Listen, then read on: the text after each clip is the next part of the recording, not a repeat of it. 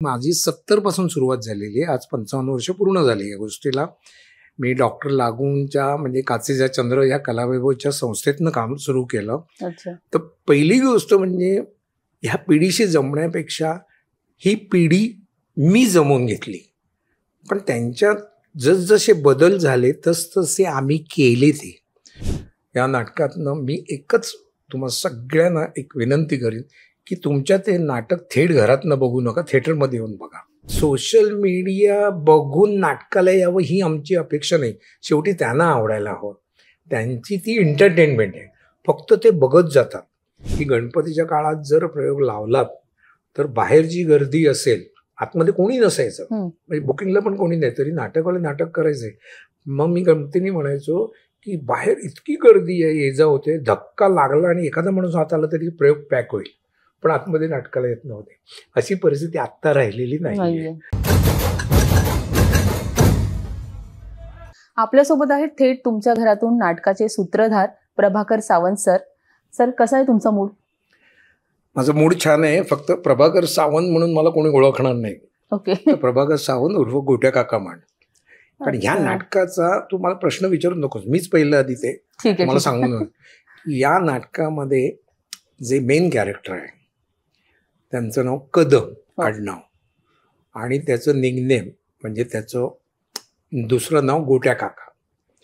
तर ही दोन्ही माणसं म्हणजे गोट्या काका काय आणि आमचं सचिन काय कदम, ही दोन्ही माणसं म्हणजे या नाटकाचे डावे आणि उजवे हात आहेत. अर्थात ते तो मानत नाही, कारण आम्ही खरंच आहोत त्याचे दोन असे भाऊ आहोत अगदी घट्ट. आणि ह्या दोन नावाचा अगदी त्याच्याशी संबंध असा जुळून आलेला आहे. म्हणजे मी ते पहिलंच क्लिअर करतो की त्याने जरी सांगितलेलं असलं की त्याला माहिती नाही की कदम हे नाव निर्माता म्हणून कसं असावं, पण प्रसादच्या डोक्यात नक्की असावं ते असं, म्हणजे इतके संबंध. आणि तो तर माझ्या मुलासारखा आहे, म्हणजे मुलापेक्षाही लहान आहे माझ्या. पण मी आता त्या एका माझ्या ब्रॉडकास्टिंगमध्ये म्हटलेलं सुद्धा, मला प्रश्न विचारला गेला की तुमचं या पिढीशी जमतं कसं. तर माझे ॲक्च्युअल पिढी म्हणजे माझी 70 पासून सुरुवात झालेली आहे. आज 55 वर्ष पूर्ण झाली या गोष्टीला. मी डॉक्टर लागूंच्या म्हणजे काचेचा चंद्र या कलावैभवच्या संस्थेतनं काम सुरू केलं. तर पहिली गोष्ट म्हणजे ह्या पिढीशी जमण्यापेक्षा ही पिढी मी जमवून घेतली. पण त्यांच्यात जसजसे बदल झाले तसतसे आम्ही केले ते. म्हणून आजपर्यंत म्हणजे आमच्या नातवाला सुद्धा अथर्वला हाक मारली तर तो काही थांबत नाही, तो पुढे जातो. मग आपल्याला मागून जावं लागतं, मग जायचं मागून. पण त्याला काही आपण हे करणार नाही. पण ती पिढी तशी बदलली. तसे हे प्रसाद वगैरे ही 5वी पिढी आहे ॲक्च्युअल माझ्यावर काम करणार. डॉक्टर असू दे, प्रशांत असू दे, संजय मोने असू दे, केंकरे असू दे, मध्ये आणखीन अंड्या असू दे, आनंद वगैरे, अशी सगळी भाऊ असू दे, या 5व्या पिढीबरोबर मी काम करतोय. म्हणजे मी खरं बदललेलं आहे. मी मुलांच्या मनातलं ओळखलेलं आहे. आणि मग ते काका काका म्हणून त्यांच्याकडे जो रिस्पेक्ट आहे तो आहेच. या नाटकाबद्दल एकच मला सांगायचं आहे, थेट तुमच्या घरातून या नाटकातनं मी एकच तुम्हाला सगळ्यांना एक विनंती करीन की तुमच्या ते नाटक थेट घरात न बघू नका, थिएटरमध्ये येऊन बघा. खरंच त्याचा आनंद काय आहे किंवा त्यातली कथा काय आहे, त्यातलं मर्म काय आहे. म्हणजे मी एकदा प्रसादला म्हटलेलं की खरं मर्म हे, तर ते म्हणाला अरे आपण असं कसं एक्सपोज करायचं. पण ॲक्च्युअल जरी ते विनोदी अंगाने किंवा कॉमेडीनी जरी नाटक गेलं, कारण त्यांचं करिअर आत्ता जे काही हास्यजत्रेमध्ये आहे ते त्या दृष्टीनेच येतात लोक. पण नंतर हळूहळू प्रेक्षक सगळे सिरियस होतात. म्हणजे टाचणी पडली तरी आवाज येतो. म्हणजे त्यातले एक चेंजेस, आई मुलगी होते, मुलगी बाप मुलगा होतो वगैरे, असे जे काही त्याच्यातले काही चेंजेस आहेत हे बघायला तुम्ही सगळ्यांनी नक्की या.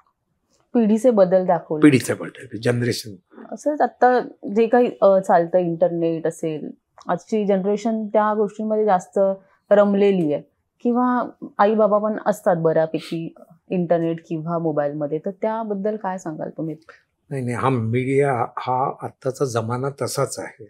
म्हणजे आत्ता तुम्ही नाटकाच्या जाहिराती बघितल्यात तर कमी येत आहेत बघा तुम्ही, म्हणजे प्रिंट मीडिया. हो, आत्ता सोशल मीडियाचंच आहे. आणि सोशल मीडिया बघून नाटकाला यावं ही आमची अपेक्षा नाही. शेवटी त्यांना आवडायला हवं. त्यांची ती एंटरटेनमेंट आहे. फक्त ते बघत जातात. म्हणजे आज बुक माय शो शिवाय आम्हाला पर्याय नाही आहे. लोकांपर्यंत पोचणं फार कठीण होतं आणि ते पोचलं म्हणून लोक आले. आणि नाटकाला सगळ्यात चांगले दिवस आले. नाटकाला म्हणजे मी तर माझ्या बाबतीत म्हणेन, म्हणजे तेच विचारायचं मला. तुम्ही 5वी पिढी म्हटलात, तर पहिल्या नाटकांमध्ये आताच्या नाटकांचा बदल कसा घडत गेला? त्यावेळेला हे काही माध्यमच नव्हती ना. नाटक आणि मराठी सिनेमा आम्हाला थिएटरमध्येच जाऊन बघायला लागायचं ना. म्हणजे भारत माता थिएटर असो, गणेश असो, हिंदी सिनेमा असो, आपल्याला थिएटरमध्येच जावं लागायचं ना. आता हे सगळं 90 नंतर जास्त बदललं आणि 2000 नंतर ते जास्त आपल्याला करायला लागलं. आणि तरी सुद्धा नाटकाला येत आहेत.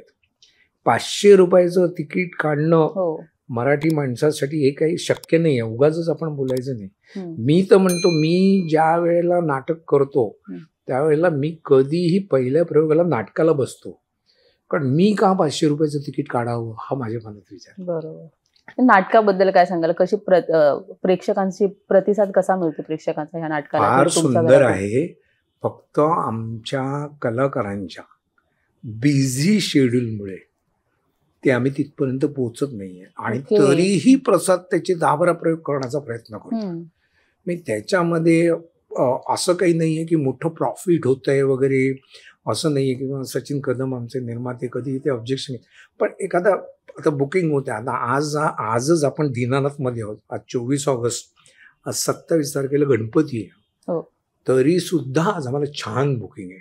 म्हणजे कमीत कमी आज 400-500 लोक म्हणजे कमीत कमी आहेत.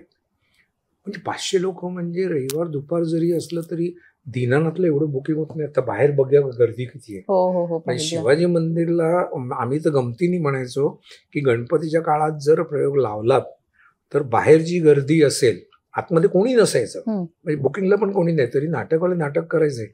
मग मी गमतीने म्हणायचो की बाहेर इतकी गर्दी आहे, ये जा होते, धक्का लागला आणि एखादा माणूस हात आला तरी प्रयोग पॅक होईल, पण आतमध्ये नाटकाला येत नव्हते.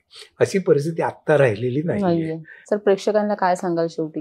प्रेक्षकांना काय, आता माझं नाटक आहे म्हणून मी अगोदरच सांगितलेलं आहे की थेट तुमच्या घरातनं बघू नका, थिएटरला येऊन बघा. हाच माझा सल्ला आहे.